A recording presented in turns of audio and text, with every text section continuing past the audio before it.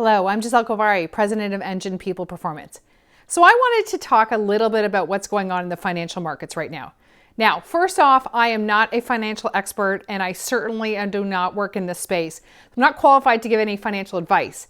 But I wanted to talk about what we're seeing from the millennial investors, those retail investors. This is not a surprise to me what's happened with GameStop and with BlackBerry and now Silver.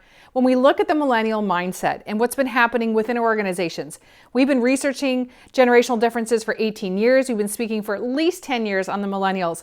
And when we look at this generation, some of their core values are showing through in this current existing reality. This is a generation that has been absolutely challenging the rules from the beginning.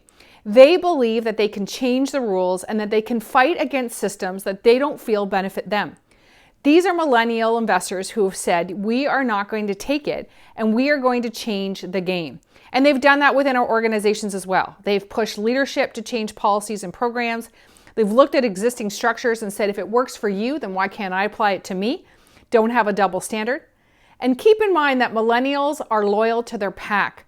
They are loyal to those people that they work with and their colleagues. And we see this in the environment as well, in the retail investors. If you are part of that pack and initially started with some millennial men that were gamers, if you are part of that pack, then you are going to be part of this movement and you are going to support each other.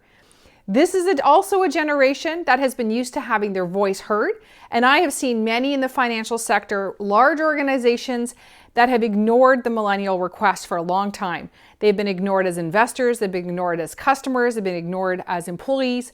And they say, you know what? We have and we will make an impact.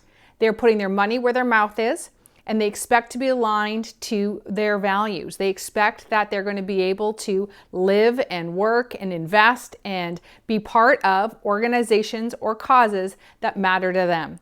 And they absolutely have the power and the influence to do it. We're seeing that. They are not young. They are 40 and under.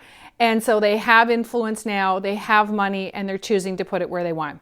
So I think it's an interesting insight. This is as much a generational issue as it is a financial issue. And I think it's just important that we keep in mind that generational mindsets play out different parts of our world. And within organizations and with leaders, we need to be conscious always of how are we engaging these multi-generational values, expectations, and behaviors. And how are we ensuring that we're creating an environment internally that's as inclusive for the different mindsets and perspectives as possible. So we hope that everyone is enjoying this very interesting social experiment, and we'll see what happens. But I think that this is an important discussion for us to have, to think about the generational mindsets and how do we continue to see ways in which they play out in our social environment.